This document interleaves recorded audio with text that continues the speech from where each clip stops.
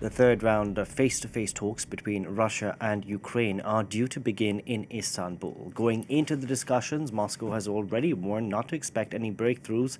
The deadline is on for Russia to bring the war to an end and secure a ceasefire or risk secondary sanctions from Washington. For more on this story, we can bring in our foreign affairs commentator, Douglas Herbert. Doug, Moscow says don't expect any breakthrough going into these discussions. Are they trying to lower expectations?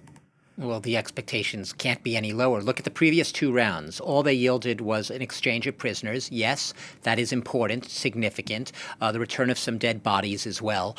Nothing beyond that. I mean, these talks, forget, the lasting settlement, an end to this war. Even before you get to that point, you have to have a durable, lasting ceasefire. We're nowhere even near this. Last March, the U.S. and Ukraine, they were both aboard with the idea of a 30-day ceasefire. All fighting would stop for 30 days as sort of a prelude to perhaps real peace settlement, real talks about ending the war. That's never happened. That has been sort of dead on arrival. It's been stalled ever since. The Kremlin itself has preceded these talks by saying, essentially, don't expect anything. So it's not even lowering expectations. It's saying there aren't going to be any breakthroughs, let alone any miracles at these talks. Look, when you talk about talks, the whole use of the term talks, it's a misnomer in a sense because when you have negotiations, it presupposes that there's going to be some sort of give and take on each side, at least the possibility that both sides, no matter how much they may be adversarial or even at war with each other, is the case here, they are willing to hear each other out, their positions, and maybe there'll be some concessions. We know from the Ukrainian side that Volodymyr Zelensky is not going to capitulate to what he says amounts to Russian terms that are surrender of his country, giving up territory, giving up his viability as a sovereign state. And the Russians aren't going to do anything that doesn't allow them to go forward and keep the land that they've annexed illegally and render Ukraine basically and its future not viable as a sovereign state. They each have their diametrically opposed objectives. These are not talks. This is going through the motions of sitting around a table. Because Moscow's offensive continues in Ukraine, this as Donald Trump's threat of that 50 days or risk secondary tariffs hangs over its head. Actions speak louder than words. What speaks louder than these talks? And I'm not going to go into false equivalency again. I'm going to talk about the Russian actions right now. What have we seen? In past days and weeks, we have seen the fiercest stepping up of aerial bombardment, the Ukrainians called aerial terror, across Ukraine, using swarms of hundreds of drones. They're approaching 1,000. So they're not quite there yet, but soon, maybe 2,000 in the near future.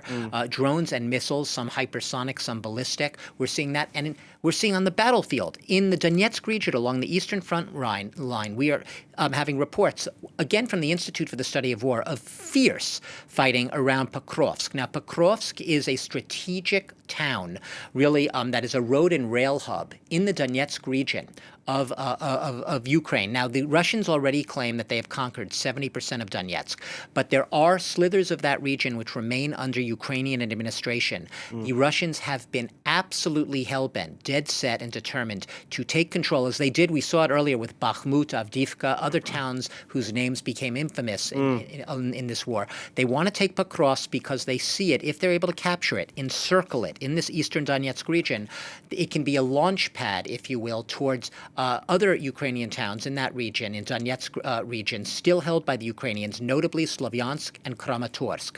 If those towns are then captured, the Russians eventually, it's not a stated explicit claim, but they've hinted at it, they could eventually perhaps even press westward into places they haven't annexed illegally, right? Not Donetsk, not Luhansk, not Zaporizhia, not Kherson region, but into Dnipropetrovsk region, with the town there being Dnipro. Now, it's not a stated goal, but it's showing this westward push, and it's showing that as these so-called talks, these are my quotes, right, talks, go on in Istanbul, on the ground, the actions speak louder than the words, and the actions are a fierce Russian onslaught, which seems to be intensifying with the goal of taking over Pokrovsk.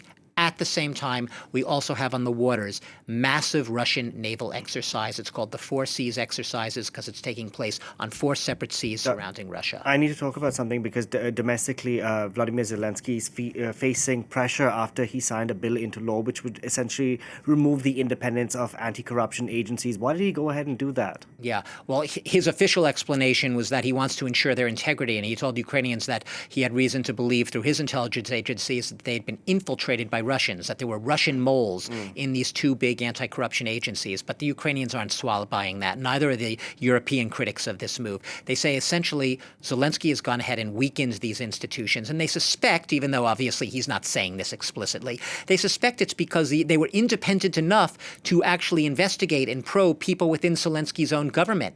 They were doing exactly what the European Union says Ukraine needs to do if it wants to eventually become a member of the European Union. That is, be governed by the rule of law. And part of that is making sure that your independent judiciary and your corruption-fighting agencies are exactly that, stay independent, that they are strong institutions. The fear right now, both in Ukraine and abroad, here in Europe, is that by weakening these institutions, what Zelensky is essentially doing is saying they will continue to do their job as they always have, but in effect it will be Zelensky and his government that decide which cases ultimately those anti-corruption organizations can pursue, that he will be the arbiter of that type of thing. That's what's worrying people. Yes, he faces backlash. The Europeans say, we've supported you throughout the war, we'll continue to do so. We are with you in solidarity in your war fight against Russian aggression, but we would be hypocrites, Volodymyr Zelensky, if we didn't call you out when we think that you were making a mistake. And we've said all along, fighting corruption, you campaigned on it. This is a big part of becoming an integral member of the European Union down the road. So we are going to call you out when you do wrong, and we're going to be with you